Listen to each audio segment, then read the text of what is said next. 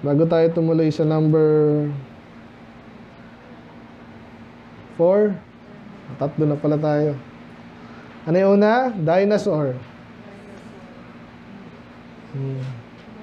Hindi mo kang dinosaur ha. Yung talagang totoong dinosaur. Occasion na discover nung 19 ganyan. Hindi na. Alam na ng Bible at tagal na yan. By the way, nabanggit kanina behemoth, di ba? May tinatawag pang Leviathan. Na sea creature naman. Na malaki din. Hindi lang parang blue whale. Talagang parang dragon. Ha? Ano man yun? Basta malaking sea creature. Sabi? Wala naman, hindi naman na-drawing kasi yun eh. Pero dinescribe sa Bible. Ibig sabihin lang nga, alam nga ng Bible yung mga malaking creature, matagal lang andyan. So, especially kanina naman, behemoth. Obviously, yun ay dinosaur lang na malaki. Sabi, brontosaurus. Pero napakarami pa niyan eh.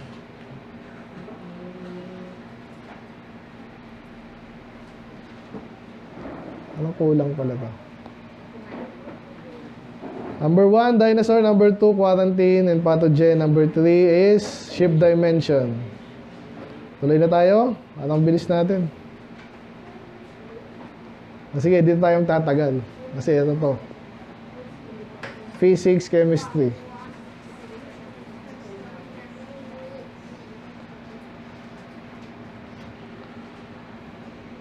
May basa nyo nga? Ito nalagay pala dito. Ano yung thermodynamics? Thermo means heat, no?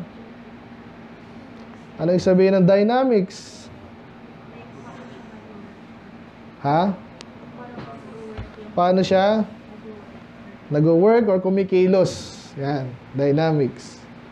The thermodynamics is a branch of physics that deals with heat, work, and temperature and their relation to energy. And then ito yung term sa thermodynamics, entropy and the physical properties of matter and radiation. Yan, science na talaga tayo ngayon. Ulitin ko ha, heat, work, bakit kanina, alam nyo pag nagwo-work ka, nag-heat ka, umiinit ka, lalo pag nagwo-workout ka, di ba? Ba't kaya umiinit? Kasi magkakaano po yan, magkaka-relate yan. Okay? Pag tumakbo ka ng ano, di ba? Pawis na pawis ka dyan kahit mainit. Bakit? Ito na. Mamaya, Bible muna tayo. Sabi dyan sa Genesis 2:1 is, may basa, ready, go.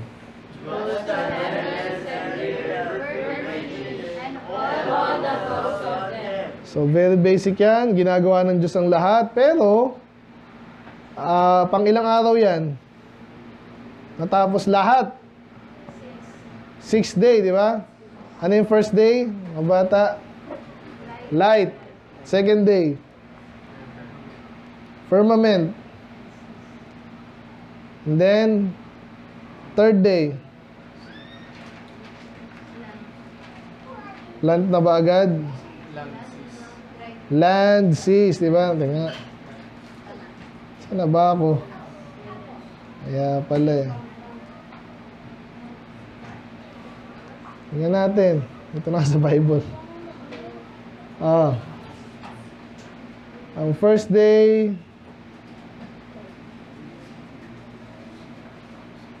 light, and then firmament. So, heaven and land, no? Pero, yan. Third day, waters gathered together in one place and then dry land. So, land, of course, nahati na yung sea. So, parang ang default, may sea na agad, no? Basta, nung nag-appear yung land, nagkaroon din ng sea na naipon or nagkahati. And then, kasama na rin doon, of course, nung nagkaroon ng land, tama, no? Yung mga plants. So, tama-tama to kasi bago magkaroon ng kumakain sa plants, yung plants muna. Okay? And then, ayun na, tama, no? So, third is land and plantation. Then fourth is, ito na yung mga signs sa stars, sa sky, no? Which is sun, moon, then stars. So again, sa pangunawa natin, sa mga tinuturo sa atin sa science, so-called, parang nauna daw yung sun, di ba, bago yung earth. Kasi nga na, paano gagawin yung earth, umiikot yung earth sa sun, so dapat sun muna. So in a way, parang tama, pero mali pa rin. Kasi, ano nauna? Kaya, Big Bang. Tapos, paano ba yun? Siya nagkasama-sama, naghatakan, ganun yung logic niya. Kaya kailangan na napakatagal na panahon. Pero hindi ganun Bakit sa Earth lang nagkaroon ng life? So, dyan nagkakaroon ng discrepancy, yung science lang ng sanlibutan, tsaka ng Bible. Sinasabi sa Bible, ginawa mo na yung Earth, and then yung sun, paano nangyari yun? Kaya ng Diyos yun. Lahat kaya naman ng Diyos Tsaka parang actually, pag inag-aralan nyo yung lahat ng bagay, lahat yun ay sumusuporta sa tao. And then sa plants, and then, of course, sa Earth. So, dito talaga yung sentro ng universe, sabi nga nila Pero, obviously, sa physical, hindi, sa solar system, nasa gitna yung araw, pero, sa pag-creation ng Diyos, parang tayo nasa unang iniisip ng Diyos. Naintindihan niyo yun? Yung design niya is tayo pinakahalaga, and then hayop, yung Earth, and then solar system, and then Milky Way. So kaya dito na again kaya dito na hati yung mga scientists. Pag hindi na iniwala sa Bible, posible naman yun. Wala imposible sa Diyos. Okay? Kaya sa atin, ito, fourth day, yung araw tsaka stars, panghati lang natin ang season. At yun naman talaga, ito is interesting din po ito, no? Paano nangyari na hinati natin yung week, for example, ba't hindi 10? Diba? Para even number, and then madaling hatiin. So may Lunes, Martes, kung ano man pangalan mo dyan sa, ano yung pang-8 na araw, kunwari, Rapi, and then Peter, and then Prince. 10 araw sa isang linggo. Ba't hindi ganun? Ba't 7?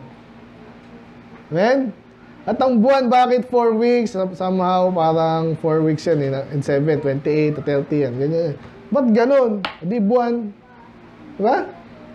Pag binilang mo yung pag-ikot ng buwan sa Earth, approximately 28 to 30 days yun. Paano mo alam mo isang taon? Yung Earth naman sa Sun. So, ibig sabihin, ginamit talaga ng tao o ng Diyos para sa tao yung sabi dito, the firmament of heaven to divide the day from night and let... paano yung night and day? Paano nahati yung night and day? Paano nalaman na ganito katagal yung araw at ganito katagal yung gabi? Di yung araw, pag-iikot lang natin. Pag umaraw, araw. Pag walang araw, gabi. Ibig sabihin, hindi tayo yung nag-imbento, ang Diyos na naglagay, and then tayo, sumunod na lang tayo. Kasi ganito talaga, paano nalaman na yung minutes? Yun, iba na yun. Though actually, alam ko mayroon din Yung pinagbasihan system, ang dali nga namang hatiin ng araw sa 12. Para may kalahati yung 12, and then yung may kalahati na naman. Yun. And then, ano pa yung pang-5?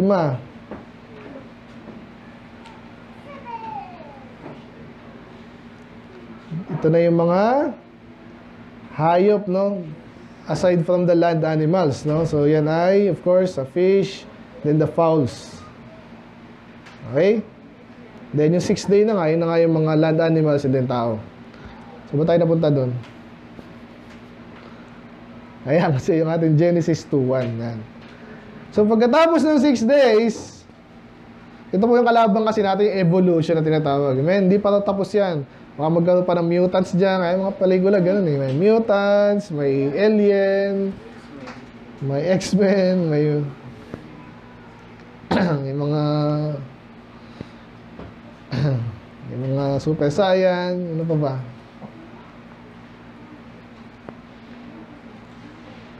Avenger, ano naman yan. So, di sabi ng Bible, tapos na. Alam niyo ba yung tapos? Ano yung sabihin ng tapos na? Wala ka na idadagdag. Kaya sabi na nag-evolve yung pusa, naging aso. Yung bato, naging tao. Paano yun?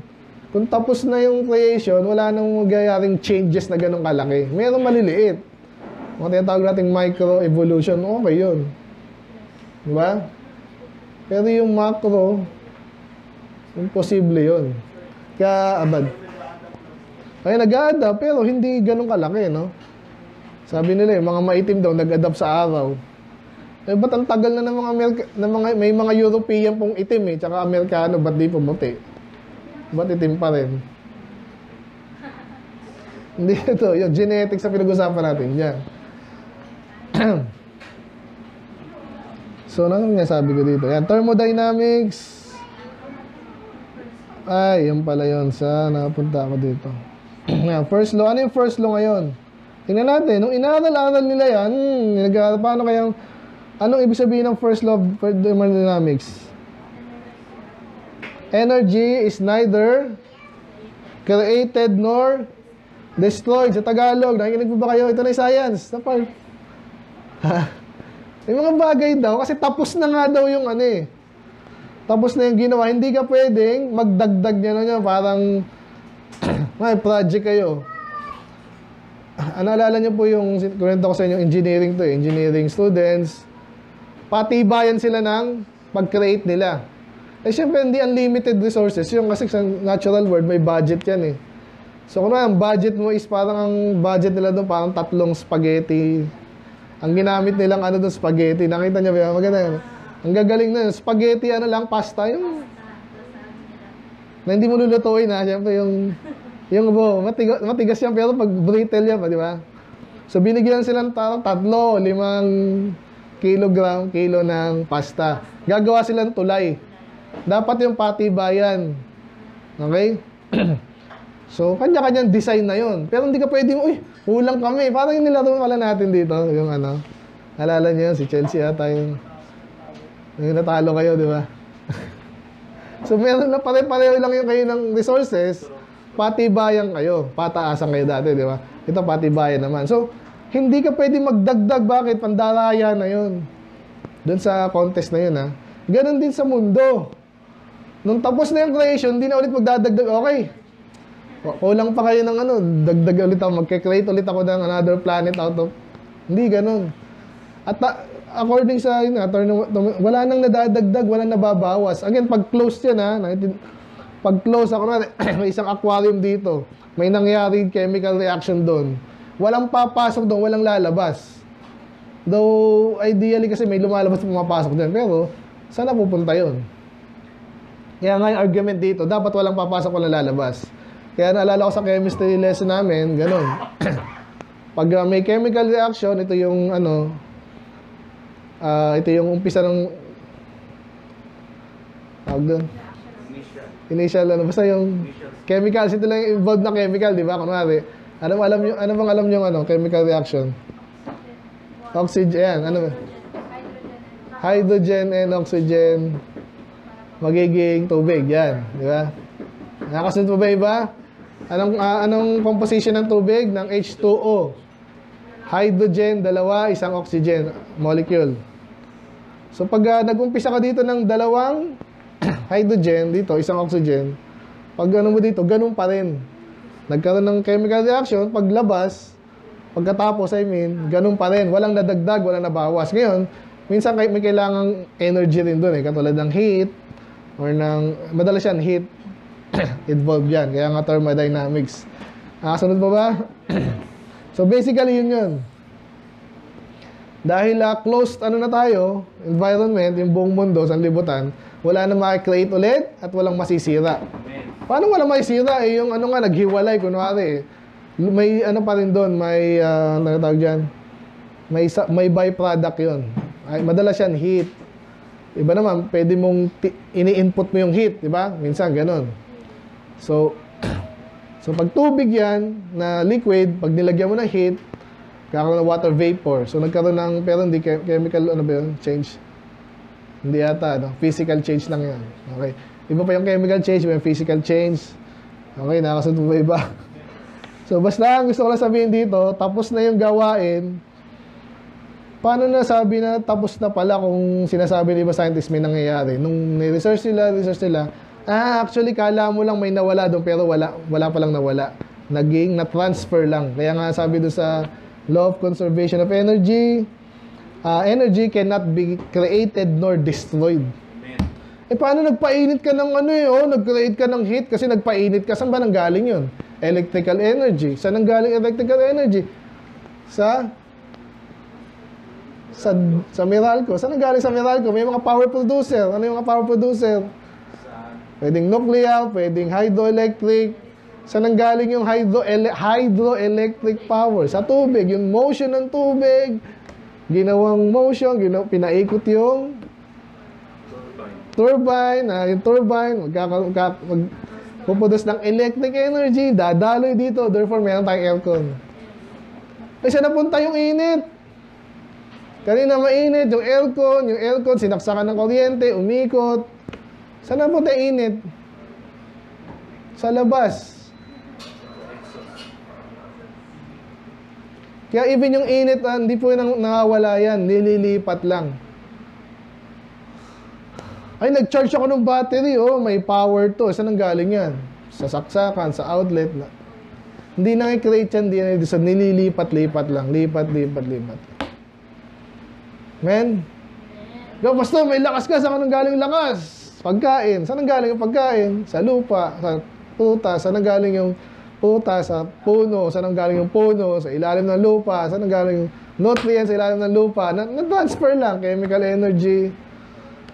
Ngayon, may lakas ako ngayon mag-preach.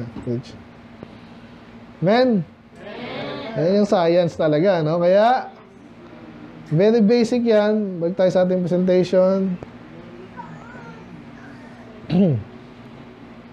Kaya, ito po yung, mamaya mabalikan natin ulit ito, no?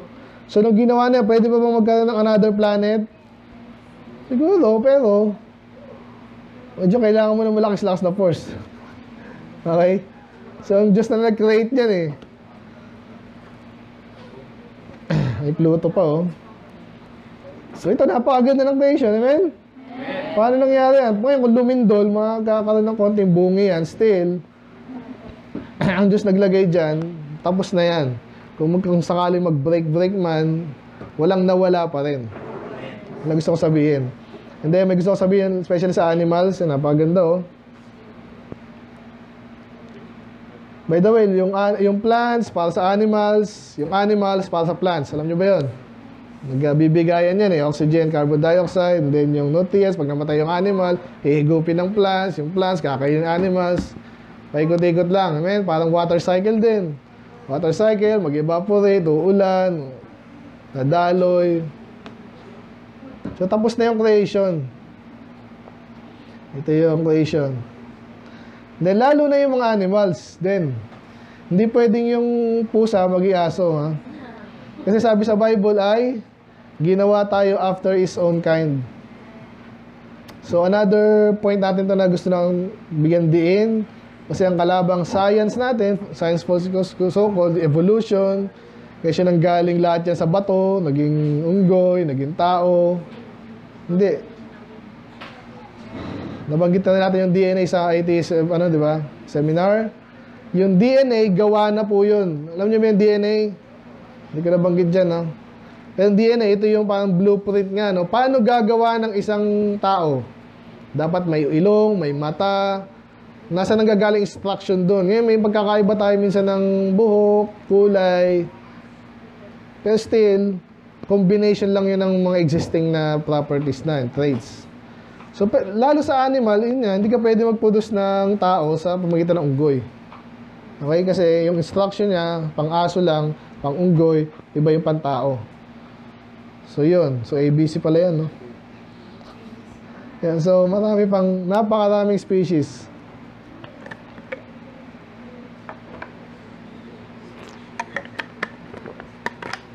Meron pang second law of thermodynamics, pero hindi natin na-tackle yan. Basta dito lang tayo sa first. Tapos na ang creation. Therefore, wala na madadagdag unless gusto ng Diyos. Pero hindi na Hindi na kailangan ng another.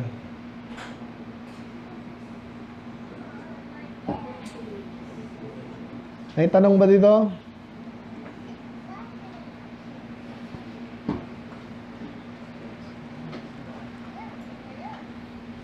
Nabanggit ko naman na lahat 'to, ang bilis lang yun. Pinakaling guide ko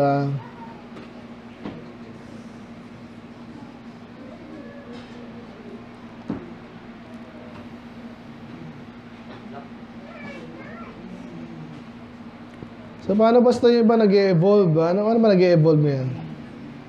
Utak, nag-e-evolve ba?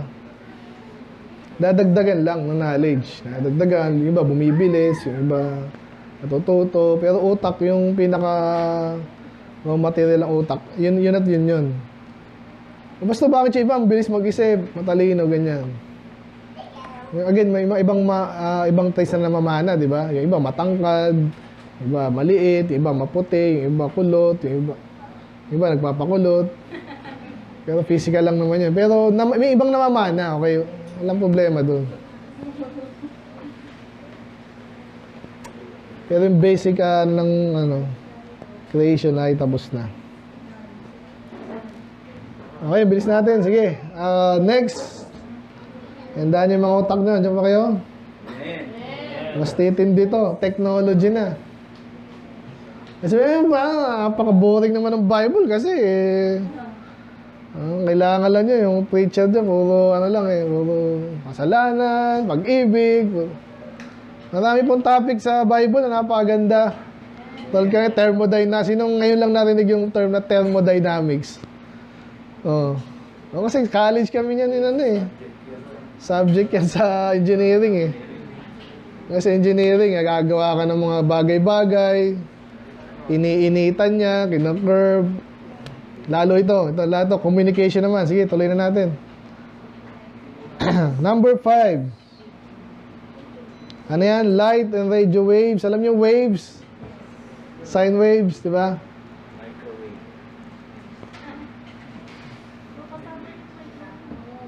Okay, dali. Ay, basa muna sa Bible, sa Job 38:35, ready, go.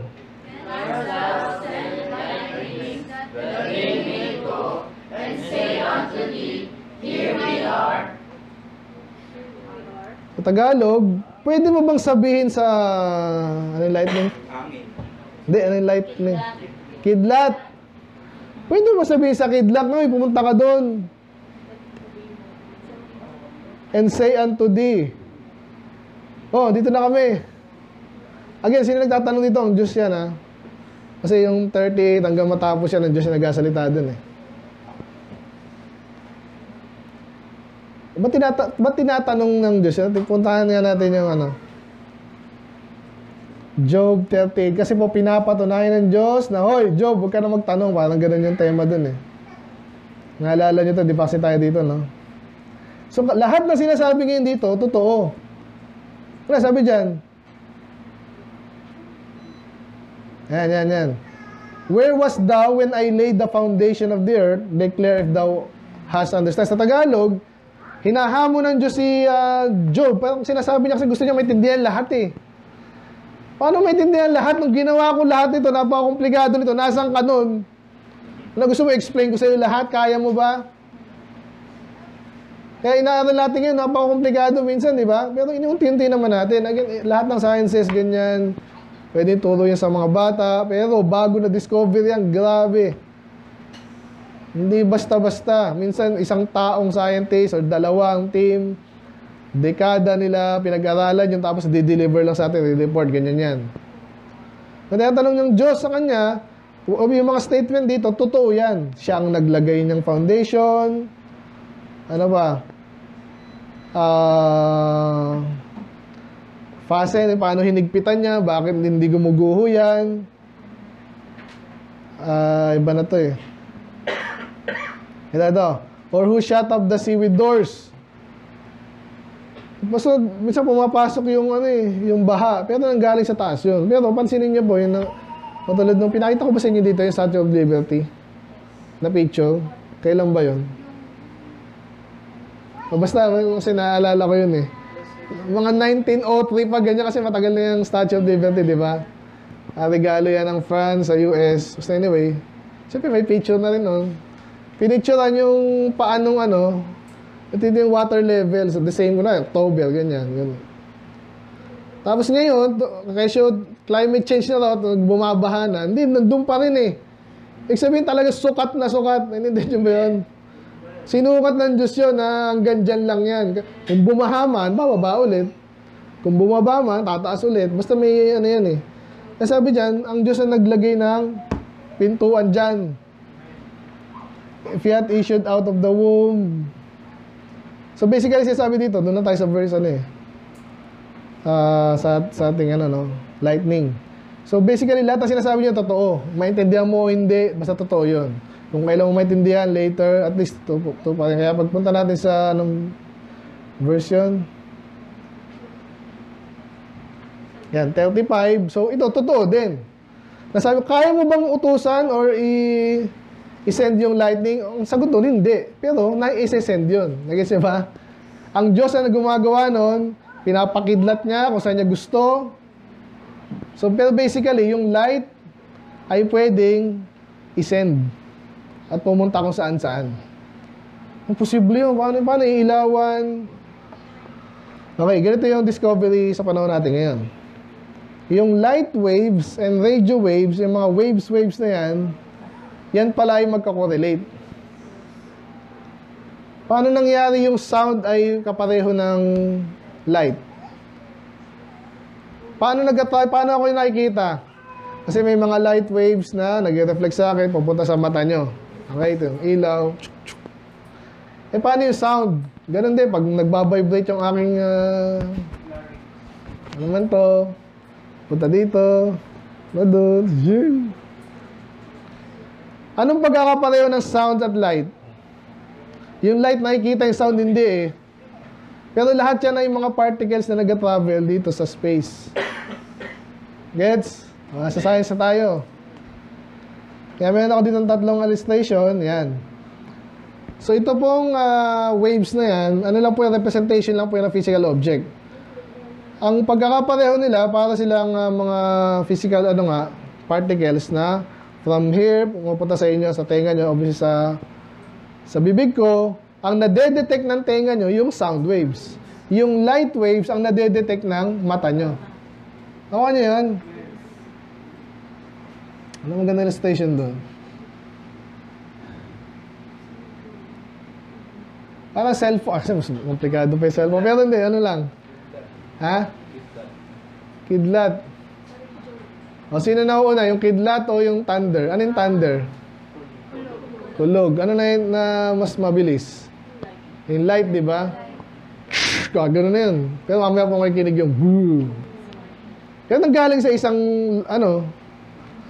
source, di ba? Which is yung kidlat nga. Pero yung, iba ata yun. But anyway, alam nyo ba, na magkakorelate yung radio waves, hindi nyo pa actually nakikinig yan, ha? May sound waves pa. Wala dito eh. Yung sound waves yung pinakamabagal. Pag mas mabilis pa dyan, radio waves hindi nakikita, hindi naririnig. Yung red, violet, and gamma, red and violet, ito yung spectrum, ito yung nasa dulo ng spectrum ng light waves. Yun nakikita nyo. So yung red, pinakamababa daw yan. Pinakamababa yung frequency. So pag sa frequency lang, yung lakas, yung dating sa inyo kung gaano kabilis. Yan. Yung violet, yung pinaka mataas sa spectrum, pinaka, kung napansin nyo, yung violet is mas makitid, mas mabilis yan ang dating sa atin. Nadedetect yan ng itong dalawa, nadedetect ng tenga, ng mata, light waves eh. Kaya kung alam nyo po yung rainbow, di ba, yung spectrum po yan ng dito tayo, meron tayo dito. Ayan, so, okay, walang sound waves, andun pa yung sa mas mababa, okay? Ang tinatawag po dito is electromagnetic spectrum. This again, kulang pa yan, ha? Ito lang yung medyo gusto natin, nakita nyo yung nanometers, 100 nanometers yung wavelength. Balik tayo dito, ito yung wavelength. Okay, wavelength. Yan. So, pag medyo malaki, radio waves, 100. Parang mali ito. Tama. So, mas malaki yung wavelength, mas mahina po yun. Okay? So, pag paliit ng paliit yan, mas mabilis. Ngayon, ang nakikita lang natin, dyan pa ba kayo? Itong 0.01 centimeter. Ba't ginawa naman centimeter to?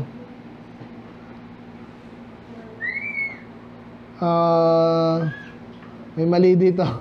Okay, may mali dito sa ano niya. Nano, tas naging nano ulit. Hindi nano to, no? So, itong nasa taas is dapat hindi yan nano. Anyway, so ito yung pinakamalalaki ha. Radio waves, again, yung sound waves nasa taas pa, hindi na pinakita. Pag radio waves, hindi na nakikita. Hindi na narinig.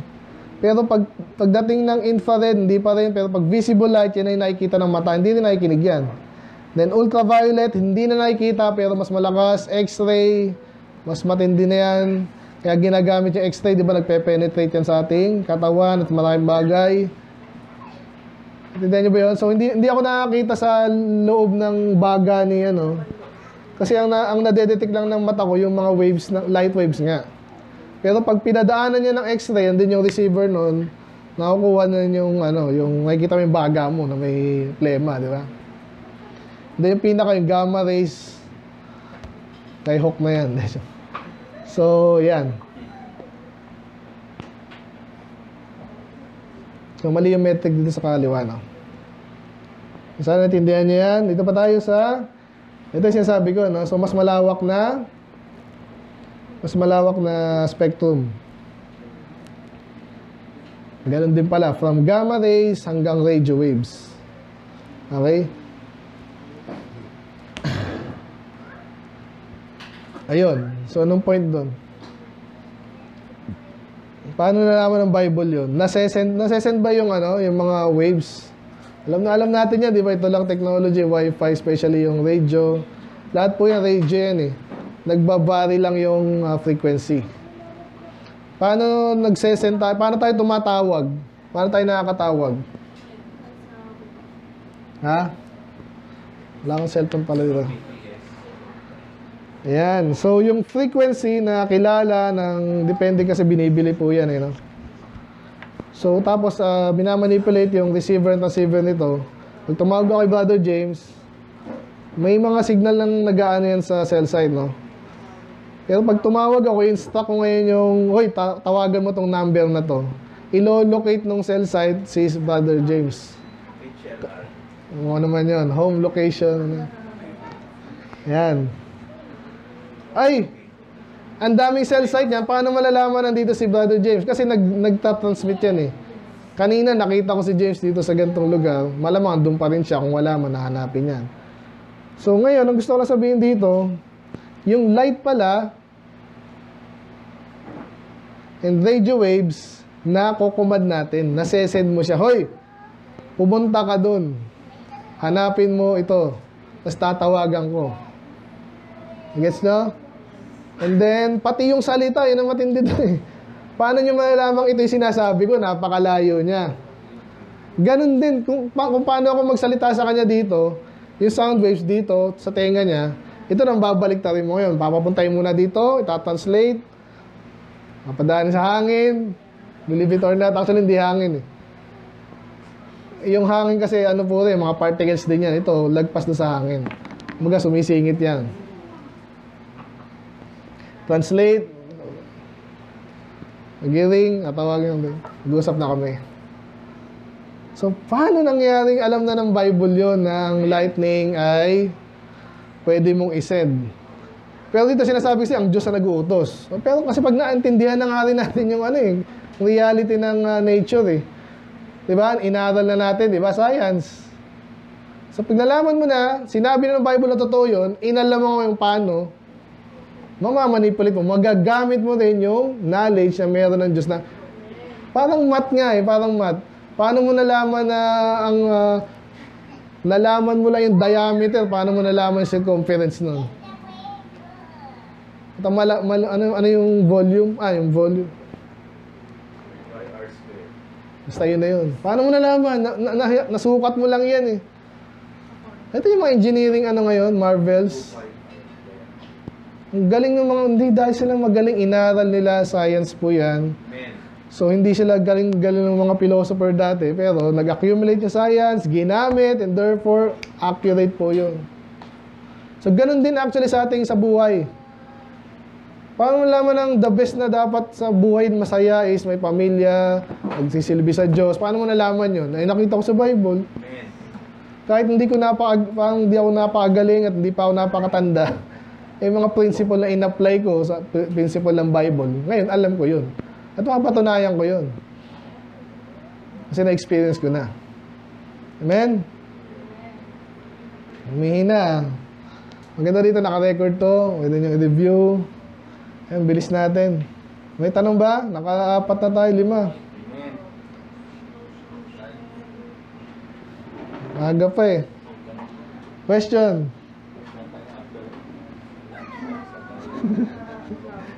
Hindi, may mga bonus pa bukod sa 10. Ulitin ko lang ha. Kung sana hindi lang curious kayo, dapat na-convince kayo. Kung hindi, convince sarili nyo. Kung hindi, magtanong. I-reviewin ko lang ha, bago tayo mag-lunch. Paano daw po yung sa kulog? Paano yung kulog? Anong tanong? Sa ano? Anong tanong? Yung kulog daw, daw nagkaroon ng sound. Bakit nag-sound? Okay. Nakinig yung sound? Paano nagkaroon ng sound? Meron muna akong action, tumama sa wood, yung wood magva-vibrate, yung sound ng wood na hinataw, travel yan dyan hanggang sa tenga mo. Ganon din sa kulog. Kulog, kidlat, kulog. Pag kulog, napakalakas nung tumatama yung electricity sa di ba? Mabilis. So, kaya pag andun ka, sunog ka eh. So, energy rin yun. Ngayon, yung tinatamaan nun, hangin din. Yung hangin na tinamaan nun, yun yung parang hinataw ng kidlat. Ha? Handa po nang nagaling. Yung kidlat. Kidlat o kulog? Yung kulog, ginawa nga nung kidlat. Yung kidlat kasi electric current. Init at saka malamig na ang... Hindi, pagdating sa charges yan. Maraming electrod sa ulap, sa lupa, iba yung charge. Parang nagsasalubong sila, parang nag-a-attract. Ganun. Hindi, okay lang kasi hindi naman talaga makauntindihan lahat-lahat yan eh. Pero, ayun yung basic definition. Kung gusto nyo yung detail dyan, inaaral yan. So, yan, magandang tanong din yan, no? So, paano yung knowledge ay nag-accumulate sa utak? Unti-unti, inintindi mo. Hindi ka pwede, basta ganun na lang yun. Paano kung may tinuro sa'yo mali na pala? Basta ganun yun. Si Kristo tao lang, kasi sabi ng ministro, di ba? Patunayan mo rin. Ayan, experiment, oh. Parang yung bato, pinag-iskis mo, diba? Magkakaroon ng Tapos yun naman sa section. buhok mo. Static na static naman yun. Ayan. Mamaya, last time, pag-anatin natin yun. Pag-anatin, bakit nagkaroon ng kidlat? Charges yun. Oh, basically charges. Pero malaking malawak eh. Malaki yan eh. Malakyan yun. Kaya very powerful. Parang storm. Pwede dang hipan dyan, may hangin eh. Pero pag nature na yung gumawa ng storm, malawakan yan. Malaki yan. Okay, number 1, dinosaur. So, ang galing, alam ng Bible na may dinosaur. At dinescribe niya ng accurately. And then, quarantine pathogens. Kailangan, pag may sakit ka nakakahawa, i-quarantine ka. Ganun ang ginawa sa Bible. Yun ang in-stock ng Bible. Ng Diyos sa kanila, paano nalaman yun? Totoo kasi ang Bible eh. Amen. Ayan, so ngayon lang na-discover to, nakita lang natin, pero alam na natin dati yung effect niyan. Nakinig tayo sa Bible. Then, shift dimensions, amazingly, yung napakatandang kwento na. By the way, itong detail na to, pwede naman sabihin ng Bible, basta gumawa siya ng barko eh. Kaya sasabi natin, scientific to eh. Binigay niya yan, no? Kung Kung for example, itong dimension na to ay hindi optimized, mapapahiya yung Bible, di ba? So, ba't sinabi ng Diyos ang nagsabi niya tapos lumulubog? Nakakasunod pa ba kayo? Amen. So kaya nung binigay ng Bible yung detail na yan, talagang mamangha ka, tapos mapapag-alaman yung pala yung pinaka-accurate, pinaka-optimal na dimension ng ship. So, hahanga ka sa Bible. Amen? Then yung thermodynamics, finish na yung creation ng Diyos, wala kang dadagdag babawas, ganun din yung napagtanto nila sa science, thermodynamics, mangha ka. Then light and radio waves, so nauutusan na nadadirect basically yung even light. Kasi nga light, radio, sound, nagkaka-relate yan in that. Yan po ay the same nature, magkaiba lang ng frequency. Ngayon, nagagamit na natin ngayon. Technology. Okay, isa pa? Last na ba? Aga pa.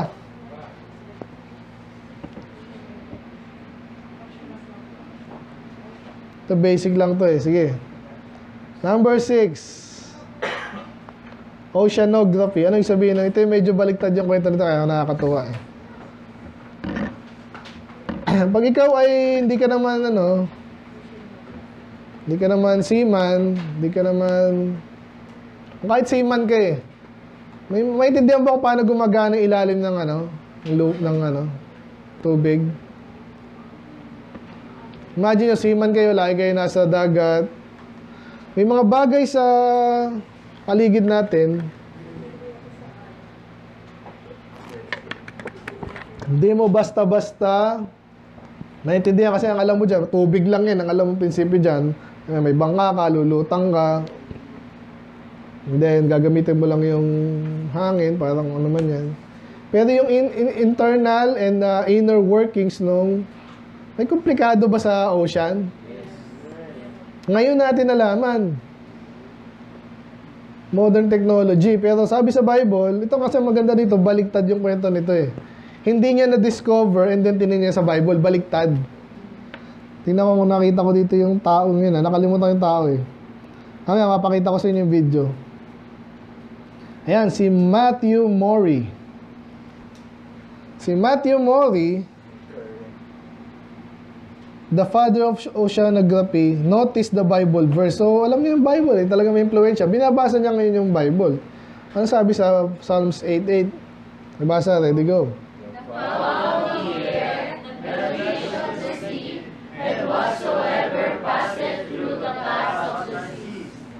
Tingnan natin yung mismong psalm, no? Ano yan? Kasi nilagay eh. Psalms 8:8. So obviously parang nabanggit lang to out of iba yung topic niya dito. Kasi malalim yung Bible. Alam niyo ba yun? Like kung sinasabi sa inyo. Ayan, so Psalms na mayroon lang ilang verses. So ang tema dito, excellent. Mayroon tayong preaching nito, di ba? Excellency ng Diyos. So binanggit dito yung mga bagay na create ng Diyos, kaya siya excellent kasi ang ganda ng ginawa niya, heaven, stars. Yeah. Kasi ito yung famous keynote sa Hebrews. Ang pinakamagandang creation ng Diyos ay tao. So yan, pinupuri niya ang Diyos, dakila siya. Pero nabanggit lang dito, isa sa marami niyang ginawang maganda, yung mga ibon, and then yung isda. Nabanggit lang na kung sino mang dumadaan dun sa paths of the sea. Alam niyo yung paths, di ba? Parang kailangan preaching tayo, dark paths. Pag paths, daanan po yan. Ang daanan, ba't ka nagkakaroon ng daanan? Kasi yung iba, dumaan doon and then in-establish na yung daan para makapunta doon. So, i-clear yan para yung daan is mabilis. So, pero pag may daan na dyan, hindi lang forever, pero malamang, saan dadaan yung mga dadaan? Doon sa path. Gusto mo i-establish yun, doon at doon. Kasi nga, path nga, path, daan. Ay, siguradong walang ganun sa ocean kasi tubig lang yun. Tubig lang yun. tinignan mo, tubig. Oh, may daan ba dyan? Pwede kang gano'n, pwede kang ganyan, pwede kang gano'n. So, hindi normal na tao lang ang makakatuklas nito. Eh, maganda kay Matthew Murray, scientist siya. Ngayon, hinanap niya po to. Baliktad. Pero hindi po siya, sabi, hindi, kaya mo lang ginawa yan kasi sinabi sa Bible, tapos nag-invento ka na eh. Hindi pwede yun kasi papatunayan mo sa ibang scientist. Peers mo yun eh. Kaya nung tinignan niya po yan, hinanap niya, sandali, meron nga atang mga continental currents sa tinatawag. Okay? And then, yung librong nasulat niya, maniwala kasi hindi hanggang ngayon ginagamit pa. Ibig sabihin, napatunayan totoo. Amen. Amen? Amazing ba? Nakikinig ba kayo? Yung hindi mo akalain na meron pala kasi sinabi ng Bible, hindi nung tinignan mo, pinatunayan mo, sinubukan mo, kung meron ba, totoo ba sinasabing may parts ng the sea? Ito po yung isa sa mga illustration natin, no? So kasi hindi naman gumagalaw yung continents, pero yung sea, may definite siyang parang highway. Ay highway, dun dumadaan. Pagpunta mo dito, galing doon, iikot dyan, ganyan. Nagbabanggaan naman, pero still meron, no? Yung kulay orange, ito daw yung mga mainit na hangin. Of course, pag dumaan siya sa malamig na lugar, lalamig siya. Parang sinasabi siya yun minsan doon sa aircon, di ba? Yung nabanggit ko sa ano, di ba? Tumataas po yung mainit na hangin. Alam niyo ba yan? Kaya kahit wala tayong aircon, kung mataas ang ating kisame, meron tayong exhaust fan, malamig yan. Basta hindi pumapasok ng init. So, ganun din yung hangin, ganun din yung tubig pala. So, kaya ganyan, pag ganyan lagi, nasukat nila yan, natotoo yan, ay ganyan pala yung paths. At ngayon nga po, meron pa tayong... Uy, ba't wala isa ko? Meron pa akong isa dito na ganun din, pero mas komplikado. Pero still, nagpapakita ng paths at daloy ng tubig. Amazing? Intindihan nyo ba? Sana naintindihan nyo. So again, ang point natin dito, hindi pa alam ng tao yan, hindi maintindihan ng tao lang. Kasi po, ang sinasabi ng ibang hindi mananampalataya, ang Bible daw ay sinulat lang ng tao. Ngayon, gusulat ka ba ng aksidente lang na nabanggit yun? Ba't yung mga ganong pambihirang bagay nasulat sa Bible? Sino dito ang nag-writer? Sino nagsusulat dito? Minsan pinapasulat kayo sa essay nyo. Hindi madali yan eh. Mag-random random words. Hindi pwede yun. Walang sense yun eh. So may sinasabi ka, may pinanggagalingan ka. Imagine nyo ako dito, kung panay salita ako dito, wala lang. Maraming teacher ganun. Lalo mga news anchor. Hindi. Ayun. So, nung naisulat sa Bible yun, hindi basta-basta yun. So, ang sabi sa Bible, ang mga nagsulat ng Bible ay kinilos ng Holy Spirit. Kaya nung nabanggit yan na parts of the seas, may hindi lang bumubulong. Sinasabi yan, oy, ganito yung isulat mo. Para later, na-discover nila yan, grabe pala yung katalinuhan ng Diyos. Amen. Amen? Kasi hindi ka pwede manghula. And then sumakto. Okay?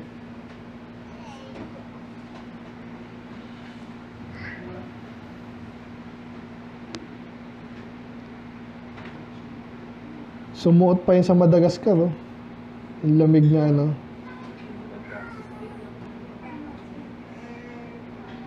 Eh bakit nagko-close? Ba't hindi nagbabanggaan? Eh, malawak naman yung ocean eh. Yung mainit na tubig, nasaan? Sa ibabaw. Kaya ito, pag ito ay parang nag-cross, siyempre, sa ilalim yung, kasi 3D naman yan eh. Okay, ito, nasa ilalim, yung warm, pag ano, nasa ibabaw.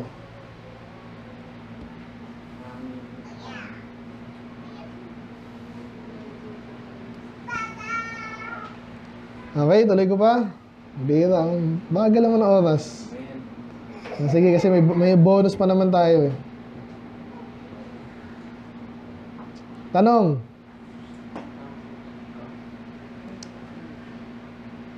Ganda yung tanong kanina eh. At least nakaki-curious na kayo. Lalo pag bata kayo, dapat dyan magising yan eh. Hindi nyo yung buhay parang kain tulog lang. Nakakamangha po ang science, nakakamangha ang Bible. So dapat sabay po yan. Pangit nung mabangha ka sa science, hindi mo kilala ang Diyos, hindi mo alam kung ano yung mas mabuti, pero alam mo kung ano yung mabilis at para saan mo gagamitin yan. Para kang mauuntog na lang pag nakita mong totoo rin pala yung Bible. Men? Buhay pa ba kayo? Isa pa? Akala ko magtatagal tayo ng gusto dun sa... Ayan na.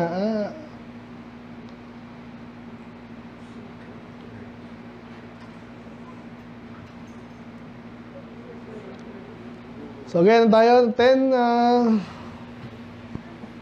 reason or proofs ng Bible ay scientific. Ibig sabihin, pwede mong pagkatiwalaan, accurate, hindi yan ang hula lang. Number 7, ang earth ba, alam niyo earth, buong mundo. Ano ba yan? Bilog o flat? Bilog. Salamat sa panahon natin, alam natin yan kasi pero nung panahon nila, sino bang kilala yung matandang tao na? Yan, panahon din ng Moses. Ha? Hindi nga siya lumayo, di ba? Pumunta si Israel, Promised Land, sa Egypt siya lumaki. Ganun lang, gano'ng kaliit yun sa earth. Tinignan mo yung mapa. Na parang kung natin yung mundo, guhit lang, parang tuldok lang eh. Parang Pilipinas nga, isang ganyan lang tayo sa buong mundo, di ba? Nakapunta ka na ba ang pinakamalayo ko lang, Baguio, Masbate, yun lang. Kaya pag tinignan ko yung nasa aeroplano ko, parang flat lang eh. Ganun lang eh. Flat lang talaga. Paano malamang bilog? Kailangan makalabas ka talaga ng earth. Para makita mo. Or, tama, kung hindi ka man makalabas ng earth, mag-travel ka na napakalayo. Ang pakibasa po, ready, go.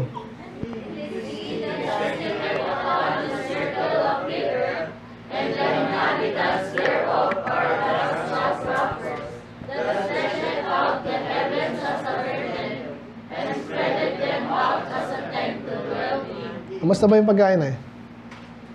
Okay na? Anytime? Anytime? Pwede na? Ano? Wala pa? Ilang minutes? Kahit 30, sige, okay lang. Kahit sabi sa Bible, again, ang Isaiah po ay kailan sinulat? Alam niyo yung timeline ng ano? In Genesis, pinaka-napakatagal na nun. Pero kahit yung Isaiah, before Jesus, ngayon ay 2025, kung babalik tayo kay Jesus, 2,000 years. Mahigit. 2,025 years kay Jesus. Before Jesus, si Isaiah, di ba?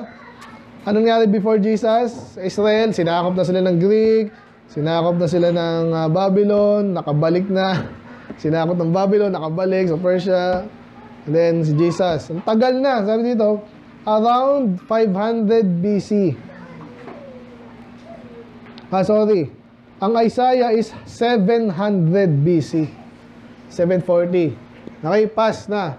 So sinabi na sa Isaiah, binanggit na, medyo hinaging lang niya, ang mundo pala ay bilog. So again, hindi yun sasagi sa utak mo kasi hindi mo makakita ang bilog eh, flat lang eh. Sabi nga ng mga myth na sa ilalim daw yung malaking hayop daw. Kasi yung malaking hayop nasa dala-dala yung lupa, ganyan, mga kwento-kwento. Kasi hindi mo mapapasok sa utak mo paano nangyari yun. Kasi sinabi na sa Isaiah na ang mundo ay bilog. Ang Diyos nakaupo sa mundo. So, mas malaki siya, di ba? Kaya nabanggit yung mundo pala, bilog. Kasi yung mga tao, nakita nyo ba si Andy the Giant, tsaka sino yung malalaking tao? Sino yung Chinese na Naging meme. Si Yao Ming. Ang laki nun. Kaya sabi sa Diyos yan, parang mga tipaklong lang yan. Kasi nga, mas malaki ang Diyos. And then, nakaupo daw ang Diyos sa bilog ng earth. Saan mo makukuha yung bilog yung earth na, ano, wala. Parang kanina yung parts of the sea. Hindi mo maisip ng ikaw lang. Obviously, ang Diyos na nag-input nun. Hoy, actually, ang earth ay circle. Anyway, may mga philosopher na rin, no? After nito, 200 years ago, pumasok sa, siguro bilog ang mundo.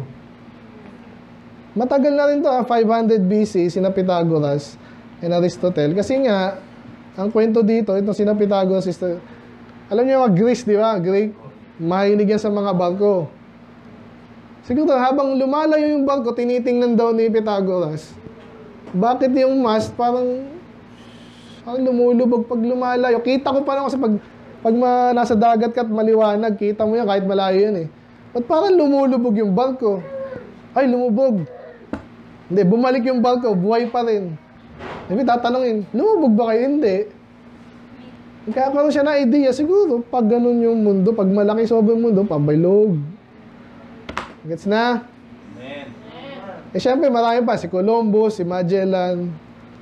Matagal-tagal na yun. Kailan na si Magellan? 1521, nakarating sa Pilipinas. Okay? So, somewhere around that taon po yun. Dekada. Kumakalat na yung chismis sa Bible. Uy, bilog daw ang mundo, bilog daw ang mundo, bilog daw ang mundo. Naniniwala ka ba? Ako, hindi. Hindi, patunayan natin. Kasi nauuso na yung ano nun eh, yung world conquest. At nagkukumpara-kumpara sila ng mapa. Ay, may kilala kami, dumaan dito, napunta dito eh. Ayan. Hindi ginawa ngayon nila Columbus saka ni Magellan. Napatunayan ngayong bilog talaga. So again, ang tanong, paano nalaman ng Bible 200 years ago, and then ngayon, kailan napatunayan? Sabi natin kina Magellan na lang, 15 something na yun, napakatagal na nun. Eh, sinabi na sa Bible na bilog ang mundo. So, scientific ang mundo. Amen, yan ang mundo natin. Artist depiction to, ha.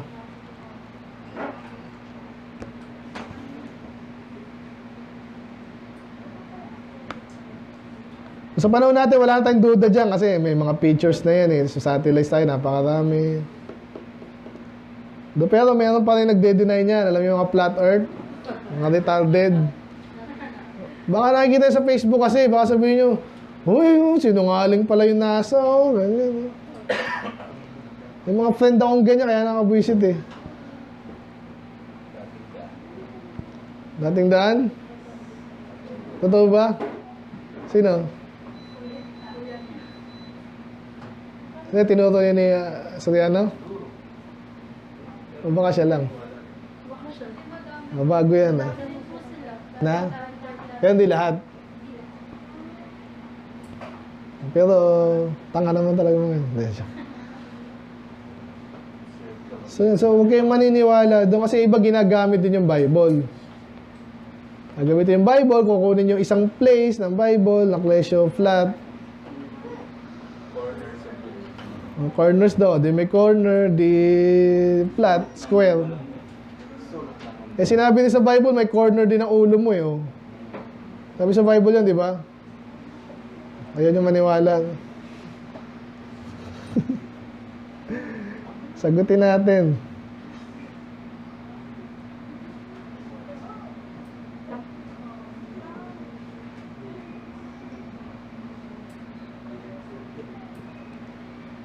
Thou shall not round the corners of your head. O sabihin, flat ka ba? Hindi ibig sabihin may corner, ibig sabihin lang corner, parang direction. So may north, south, east, west. O ganun din yung mundo.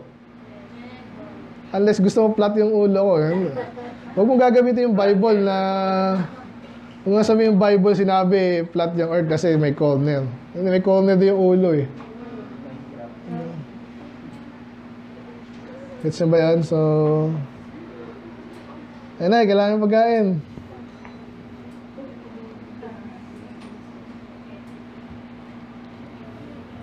Ano pa? Yan. Ano pa yung mga proof na ang mundo ay bilog? Of course, yung moon, Yung sun, and then yung, tawag dito, pag lumilipad ka,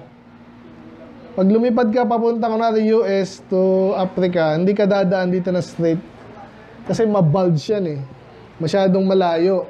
Kaya ang ginagawa nila, medyo tumutawid sila ng pagano sa taas. Which is mas maikli, tsaka mas safe. Ano pa? Ayun, yung ano pala, yung eclipse daw. Alam niyo yung eclipse na ano, lunar eclipse. Alam niyo yung lunar eclipse? Yung shadow ng Earth, tatakpan yung moon. Dito ka, bad? Mahal kayo araw. Ikaw yung... Ikaw, ano gusto mo? Buwan o Earth? Ha? Buwan na lang. Buwan ka. Ikaw, dito ka. Ikaw yung Earth. Nakakulay blue ka naman eh. So, ikaw yung araw, ikaw yung mundo, ikaw yung buwan, ikaw yung Earth. So, pag ganyan, anong tawag dyan? Buwan po. Anong eclipse tawag dyan? Earth, Moon, Sun. Solar, di ba? Harangan ng moon yung Earth. Pero pag ganyan, lunar. Okay, siya yung Earth, ito yung Moon, ito yung Sun.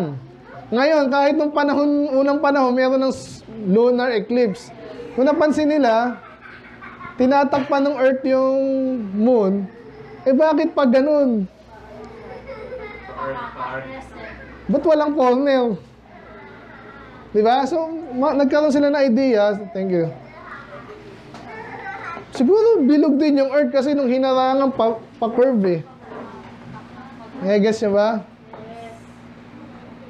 Ayun. So, ano po yan? Maano po yung even nung panahon niya. Siguro magaling yung mag-observe talaga yung mga lingkod ng Diyos. Pero pag sinabi kasi ng Diyos, yun, totoo yun. Kaya, ang tiwala na lang tayo. Okay, tuloy pa natin. Number 8 na tayo. Uwi tayo maaga.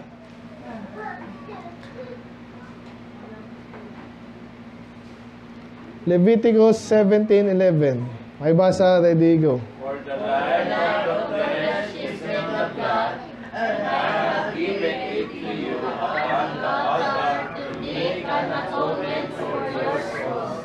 For it is the blood that maketh an atonement for the soul. Okay, doon lang tayo sa first part, no? Pero maganda rin niya mamaya sa information. Sabi dyan, again, ano pa rin to? Leviticus pa rin. So, ang daming detail, nakala mo boring. Sinabi dyan, bakit importante yung dugo? Kasi ang dugo, andyan ang buhay ng laman. Paano mo buhay yung laman? Sa panahon natin, alam na natin yan eh. Pero alam nyo ba nung unang panahon? Yung pinakasikat po dito na kwento yung kay George Washington. Kailan si George Washington? Sino si George Washington? Pangilan? First. No? General po yan. Of course, colony sila dati ng England, yung US, di ba? Mag-rebelde tayo. Basta anyway, nagka-influensyan sila. Ngayon, nakalaya na itong mga to. Pero si Washington, mayaman yan eh. Problema, nagkaroon siya ng sakit, di malaman kung ano. Ngayon, may practice na pala itong mga scientists. Ang paniwala nila, kahit basahin natin yan, binasa ko yan sa Wikipedia. Isa sa mga ginawa, mamatay si Washington, no? Gawin natin. Bloodletting ang tawag doon. Ubusin mo yung niya. Yung dugo niya, ubusin. Pero parang ang daming 42 ounce yung nabasa ko kagabi. So, paagusin mo lang, gagaling yan. Saan nila nakuha yung science nila dati, ganun, parang nanguhula lang. Siguro nagkataon na ang paniwala nila, yung yung blood ay nakakakos ng sakit. Kaya pag binawasan mo, gagaling. So ngayon, parang alam natin hindi. Kasi yung may mga sakit ngayon, anong ginagawa? Nilalagyan blood transfusion, di ba? Parang si Macy kasi nagkaroon ng yan eh. Naras pa siya nung panahon na yon. So naghanap pa ako ng blood nun. So, pag nalagyan siya, lalakas ka eh. Kasi nag-generate naman yung buto mo ng blood kasi hindi ganun kabilis. So kaya may transfusion ngayon. Kaya Yung pala, sinabi na pala sa Bible yun. By the way, yun, namatay si George Washington. Hindi naman siya ganun kabata, pero bata pa, para siyang mayaman at prominenteng tao.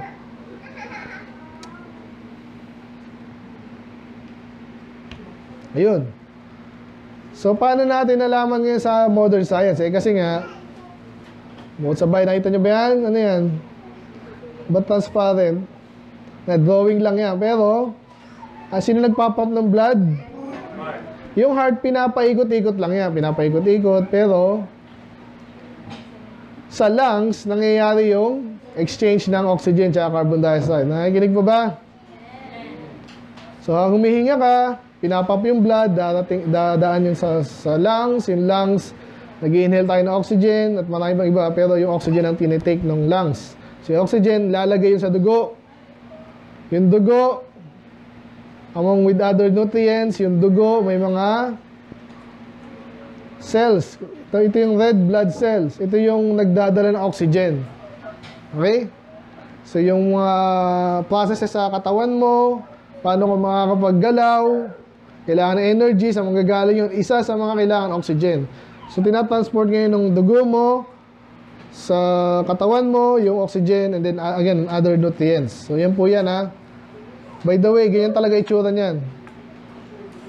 Literal. Yan yung red blood cell na nagko-contain ng iron tsaka ng oxygen. Ngayon, hindi lang yan ang meron sa blood. Okay? So, bakit tayo, minsan may sakit tayo? Kunwari, sino dito nagkaroon ng sakit sa ano? Kunwari, nasugatan ka. Ano mangyari sa sugat? Dudugo.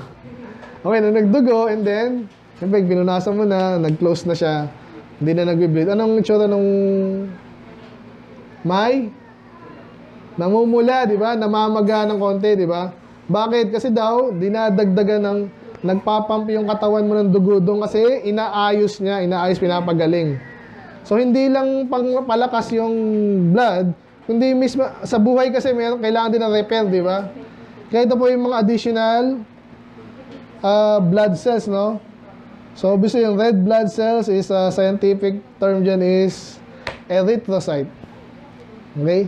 So, marami pang iba. Yung monocyte, lymphocyte, neutrophil, eosinophil, hindi ko alam tama yung macrophage, yan yung naalala ko. Hindi yung platelets. Yan, madalas yung platelets. Naalala ko pag mayroong dengue. Bumababa po yung platelets. Yan yung platelets. Yan. Ito po yung, hindi ko alam yung ano, white blood cell ba yun? Alam ko itong mga to, white blood cell din yung mga yan eh. Iba-iba nga lang, detalye niya. No? So, ang ginagawa ng white blood cell, ito yung nagkikip sa ating na healthy. No? So, yun nga, nabanggit kanina, lumalaban sa mga virus, nagpapaklat ng dugo, yan. Kita nyo na, science tayo. Basahin nyo nga isa-isa para tumagal tayo. Monocyte, lymphocyte, yan, lymphocyte, yung naalala, lymph nodes. Ba't may lymph nodes? Naggagamot yan, di ba? Pag may sugat ka sa ngipin, lolobo yung iyong kulani, lymph nodes. Ba't lumolobo? Kasi nagtatrabaho siya. Nagpuproduce siya ng mga chemicals na kailangan mo para gumaling. Pag normal ka, wala ka namang sakit, siyempre, relax lang yan. Pero pag kailangan niyang pagalingin yung sakit mo kung saan, tatabaho yan, nag-overtime yan, kaya lumolobo. Ganon din yan, pag ang sakit niya nasa hita. Meron tayong kulani dito, di ba? Okay, ano pa yung mga kulani? Dito, tsaka dito. Alam niyo na ngayon. Bakit nila pinapaagos yung yung dugo? Kasi hindi nila alam. Kung alam nila yung nalalaman natin ngayon at nung sinasabi ng Bible na yung palang dugo mo, nagbibigay ng, balik natin yung verse, ng buhay sa laman. Hindi mo aalisin yun kasi nagbibigay ng buhay eh. Diba? If anything, gagawin mo healthy yung blood para healthy yung flesh. At napansin nyo ba anong ginagawa sa atin pag tayo may sakit? Ano sakit mo? Nilagnat po ako pero ganito yung ko. Hindi alam agad ng doktor yun. So, ang gagawin, isa sa mga gagawin niya, papalab ka, di ba? Laboratory, ano yung kukunin sa'yo? Madalas dugo, kita lahat daw dun, halos.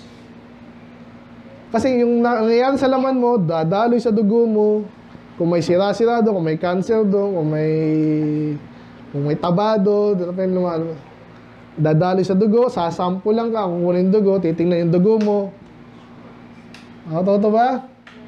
Yung sugar, kung masyado mo tayong sugar, bira, ginagawang tubig nito yung coke, Kaya pala ayan.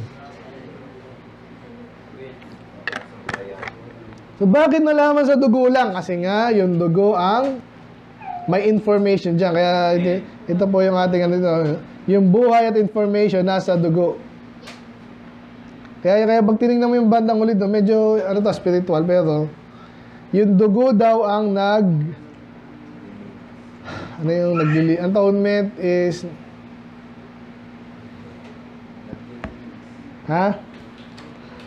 tingnan natin sa Tagalog,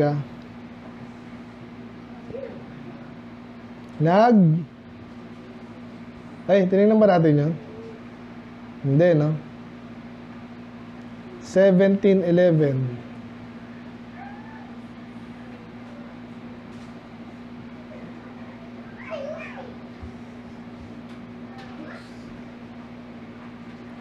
Natin sa Tagalog.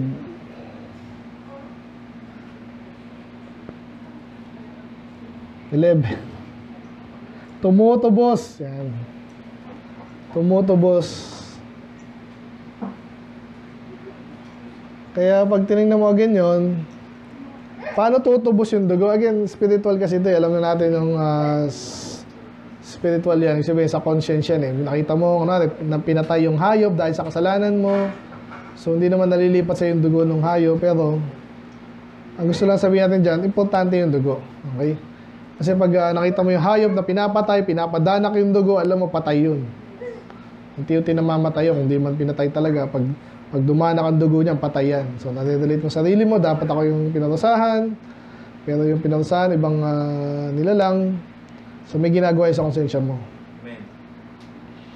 Now, ayun.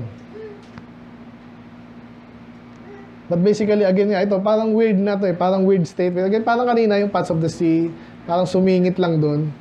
Yung pala, malalim na katotohanan pala yun. Ganyan ang Bible minsan lalo na to.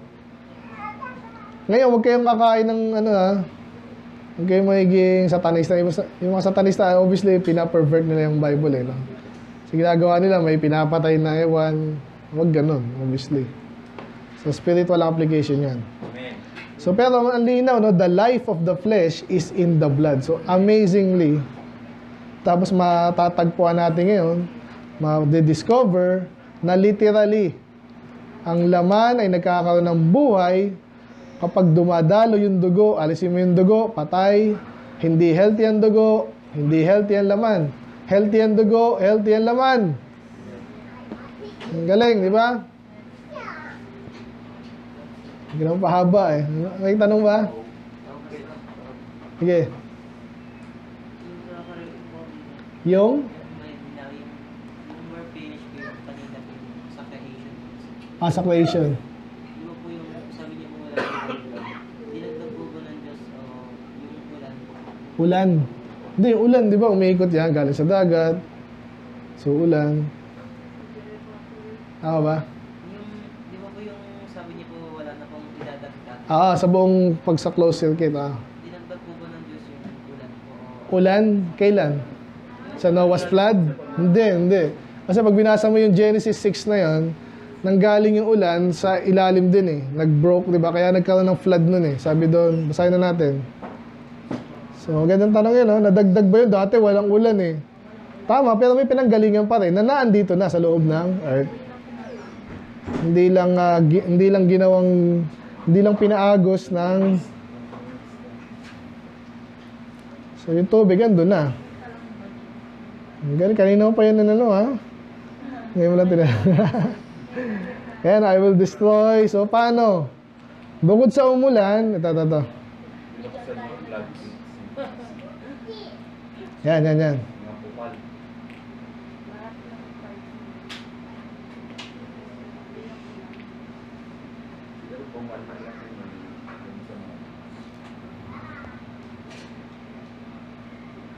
Nasaan na ba yun? In the...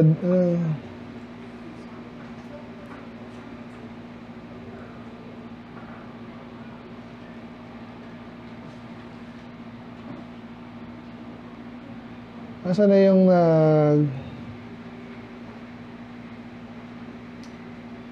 Yan. 600 year of Noah's life, in the second month, in the same day were all the fountains of the great deep broken up. Napansin mo yun, bago talaga umulan, may something na nangyari sa ilalim. Kumbaga, tawag dito. Napanood ba yung 2012 ba yun, yung pelikula? Well, yan, di pa. Isa panoorin natin. Ganun yun, hindi lang basta umulan. Kaya talagang nagkaroon ng geological, mayroong earthquake talaga. So, isa yung ulan. Pero yun lang minsan pag sa mga literature ng mga bata, yun lang, umulan lang. Eh, so, totoong Bible, hindi basta lang umulan. Kaya nagkaroon ng maraming flood, nagkaroon talaga ng mga earthquake yan. So, and the windows of heaven were open. Pero nauna yung the fountains of the great deep. At sa scientific din po yan, may mga tubig pa sa ilalim ng lupa. Mas malalim pa sa Nawasa. Mas malalim pa sa may mga tubig pa rin doon. Kasi nga naman, nakita nyo yung tubig, no? Na-cover sa palagay nyo, hindi pa pasok sa loob yun. So, may nangyari nung panahon ni Noah na again, kung naalala nyo yung illustration natin, yung panahon ng Garden of Eden, and then Noah, and then after Noah, ngayon yun. So may kakaiba sa environment natin na hindi pareho dati. Okay? Ayun. So hindi dinagdagan dito na eh. Pero pinagalaw lang niya yung earth para magkaroon ng flood at magkaroon ng rain. Pero, so ano ulit, diba? Humupa rin eh. Gandang tanong yun Tama yun. Amen? Amen. So this time, kain na tayo.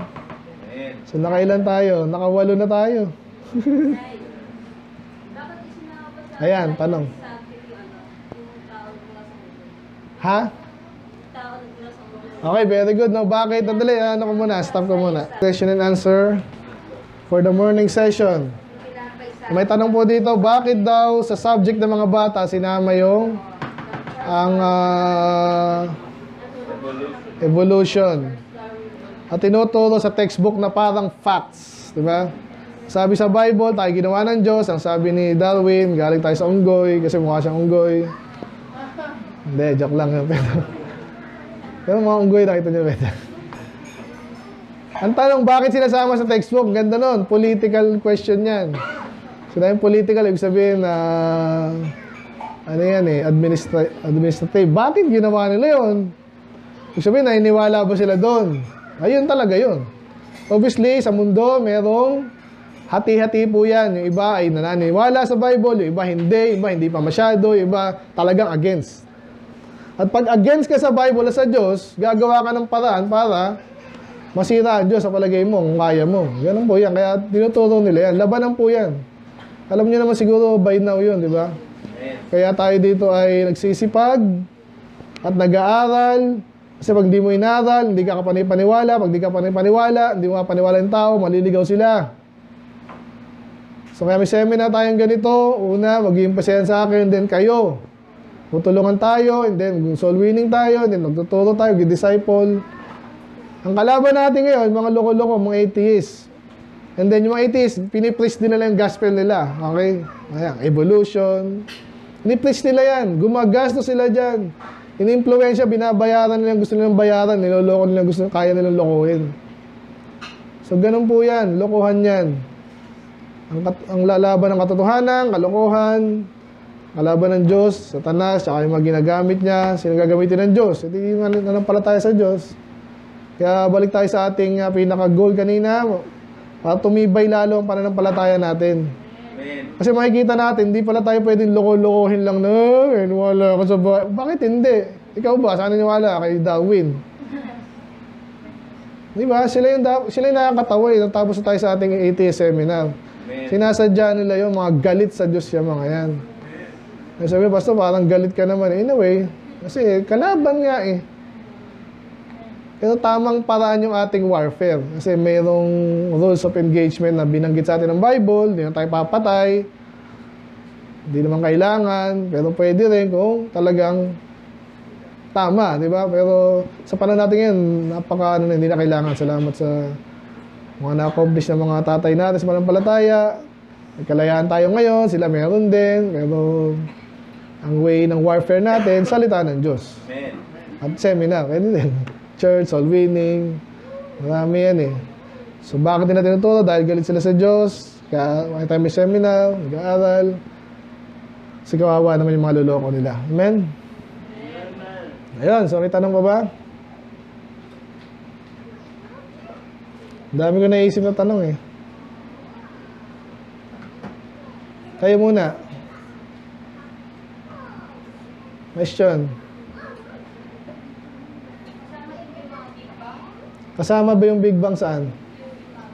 Saan? Okay, very good. No? So, bakit bukod sa evolution, may Big Bang na tinatawag? Alam niyo yung Big Bang? Ano yan? Okay. Wala sumalpok. Mayroon daw isang dati wala. Tapos bigla nagkaroon ng maliit na malaki na sumabog. Isa nang galing nga yun ang tanong eh. Nasabi lang nilang ganun dahil na-observe nila sa panahon ngayon. Paano hindi ka na makapupunta sa future eh? Past.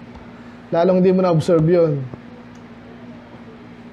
Kaya yung argument natin dyan, pag nilolo kayo, naniniwala ka sa Diyos, Diyos sa langit. Ano mo nalaman yun? Ikaw, naniniwala ka sa Big Bang, ano mo nalaman yun? Ganon din yung may faith din sila eh, sa religion nila eh. Intindihan niyo ba? So, labanan talaga yan, pero hindi naman violent eh, sana. Pero, kasama ba yun? Yes, magkakatahi-tahi yan eh. Pero again, alam natin, mas tama yun sa atin, hindi dahil gusto natin. Kasi kinakampihan ng konsensya natin, ng Diyos, tsaka even science. Amen. Hindi mo makikita yung Big Bang sa science.